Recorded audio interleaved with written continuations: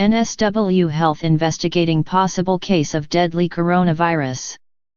Health authorities in New South Wales are investigating whether one person has contracted the deadly coronavirus just hours after a flight touched down in Sydney from the virus epicentre in China. NSW Chief Health Officer Dr. Kerry Chant said testing will be rapidly undertaken and authorities will be able to exclude or confirm the case within a very short time frame. The virus originated in the Chinese city of Wuhan, and has killed 17 people. Wuhan has since been placed in lockdown. A flight from Wuhan arrived in Sydney this morning and passengers were screened individually for symptoms of the highly contagious bug.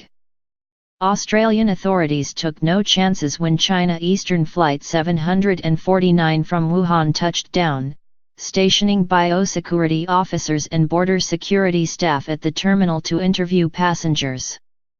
None of the passengers on that flight were found to be ill when screened but were warned to contact a doctor should symptoms begin. 4 hours after the flight took off, Chinese officials made a bombshell announcement: the city of 11 million people was being locked down in a bid to contain the virus, which has already killed 17 people and put hundreds more in hospital.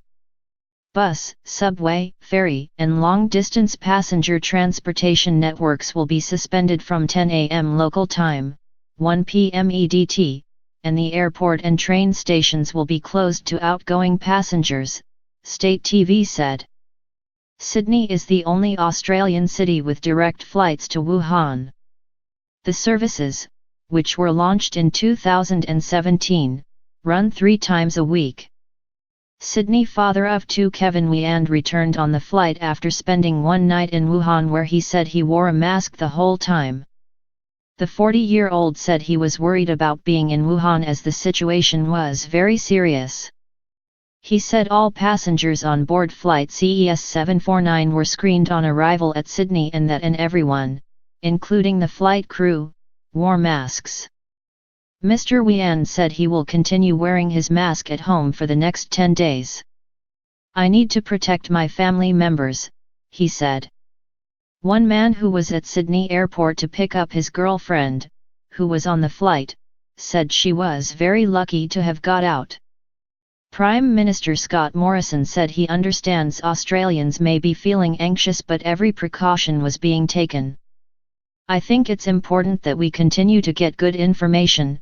We go about our normal course of business, but just being aware of those risks and to the extent that they are there, he said. Australia's Chief Medical Officer, Professor Brendan Murphy, said the World Health Organization had not yet declared coronavirus a public health emergency of international concern, but every state and territory was well prepared.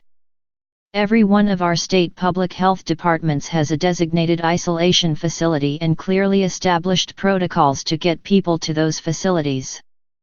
The tests are being sped up, Dr. Murphy said.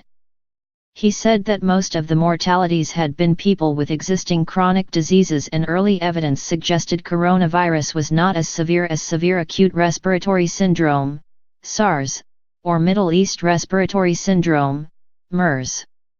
Hospitals in Wuhan are reportedly dealing with huge numbers of sick patients, and yesterday the local government issued an order for everybody to wear masks in public. The order to shut down Wuhan came the day before Chinese New Year.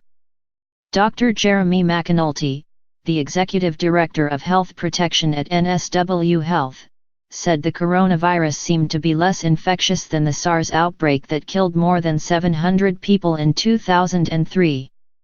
At the present we believe the risk of transmission of the infection, should it occur in New South Wales, is probably pretty low, he said. The situation is evolving from day to day. There are no cases in New South Wales identified. But we're preparing that the health system, GPS, emergency departments, and so on should cases occur in New South Wales.